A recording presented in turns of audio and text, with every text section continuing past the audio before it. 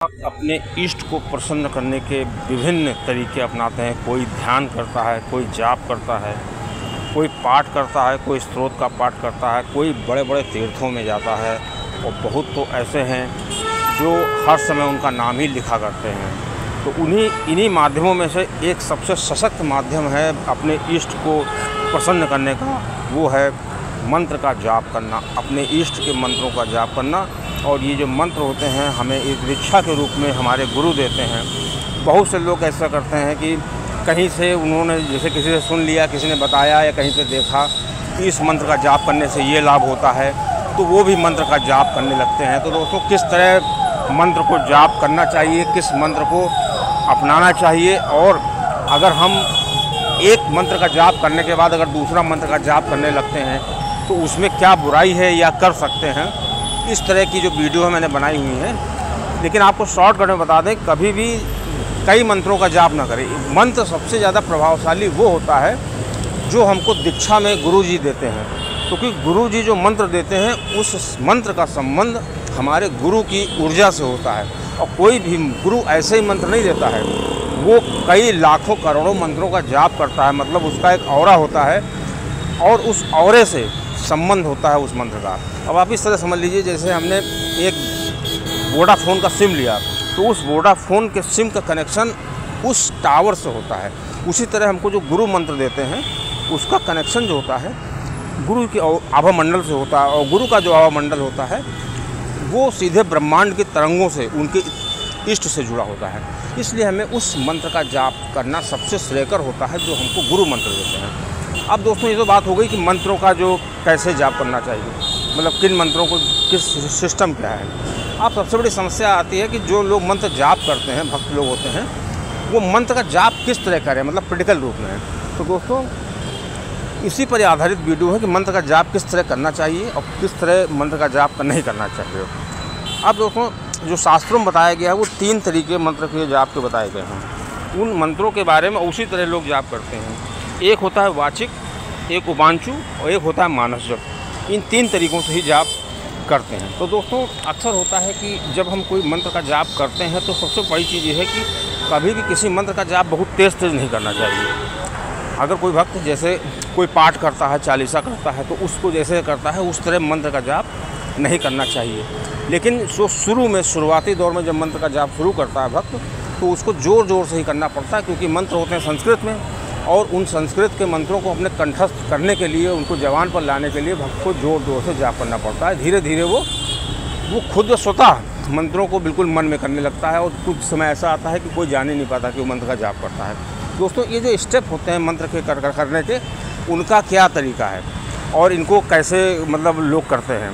तो पहला जो तरीका है वो है आपका, उस तरीके में भक्त मंत्र का जाप करता है, उसके होंठ हिलते हैं और उसके मन से, उसके पास से धीरे से आवाज़ भी आया करती है, और वो आवाज़ वो भक्त स्वयं सुन सकता है। इतने धीरे से मतलब वो मंत्रों का उच्चारण होता है। ऐसा अक्सर तब होता है जब वो प्रथम चरण में होता है और उसको ऐसा करता है। दोस्तों, इस तरह से जो मंत्र का जाप किया जाता है वाचिक जाप कहलाता है, और भक्त इनको करते हैं। अक्सर जो नए भक्त होते हैं वो इसी तरह से जाप करते हैं। उसके बाद दूसरी जो मंत्रों के जपने का चरण है वो है उपांचु। दोस्तों, उपांचु में इस तरह से होता है कि भक्त जो होता है वो जाप को करता है और उसके होंठ भी चलते हैं। मतलब खाली उसके होंठ चलते हैं, वो चाहे अपने होंठों पर नियंत्रण करना, उनको बंद करना तो बंद नहीं कर सकता, क्योंकि उसकी जो मंत्रों का जो बोलना है वो उसी पर आधारित होंठ से चला करते हैं। लेकिन उसको होंठों से कोई आवाज़ नहीं निकलती है, मतलब कोई सुन नहीं सकता कि वो क्या बोल रहा है। तो इस तरह के जो जाप होते हैं उसको उपांचु जाप कहते हैं। और दोस्तों, एक तरह से और जो मंत्र का जाप किया जाता है, जैसे बहुत पहुँचे हुए सिद्ध लोग करते हैं, कि जो मंत्रों का जाप कई सालों तक, कई वर्षों तक करते रहते हैं किसी खास मंत्र का जाप, उसके बाद क्या होता है कि उनके होंठ भी नहीं चलते हैं। मतलब वो मंत्रों को पूरी तरीके से मन में करते हैं, और वो सबसे बढ़िया तरीका होता है। मतलब वो खुद नहीं सुन पाते, अगल बगल वाला भी कोई नहीं सुन सकता कि वो मंत्र का जाप कर रहे हैं, और उनके मन में मंत्र का जाप चला करता है। दोस्तों, इस तरह के मंत्र का जो जाप होता है उसको मानस जाप कहते हैं, और ये सबसे अच्छा तरीका होता है मंत्र को जपने का।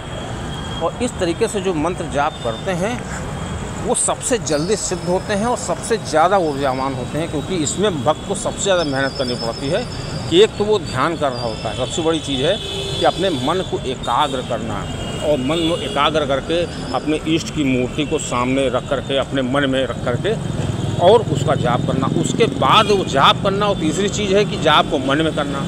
तो ये सब चीज़ें जो होती हैं भक्त को बिल्कुल कंसंट्रेट कर देती हैं, लेकिन इसको करना बहुत सरल हो जाता है, क्योंकि अगर किसी को ये जानना है कि वो मंत्र का जाप करे और ध्यान भी साथ में करता रहे, तो उसका सबसे आसान तरीका है अगर वो मासिक जाप करेगा तो उसको सबसे अच्छा रहेगा। क्योंकि अगर कोई भक्त आंख बंद करके अपने इष्ट का ध्यान करे, मतलब वो लगातार उनका ध्यान करता रहे, आंखें न खोले, और उसके बाद वो मतलब उसका पूरा दिमाग जो है कंसंट्रेट हो जाएगा कि वो मंत्र का जाप नहीं सोचेगा, वो सोचेगा मैं तो इष्ट का ध्यान कर रहा हूँ, और मंत्र का जाप अपने आप उसके मुंह से निकलता जाएगा और उसी फ्रीक्वेंसी से निकलेगा, ना तो कम ना तो ज़्यादा।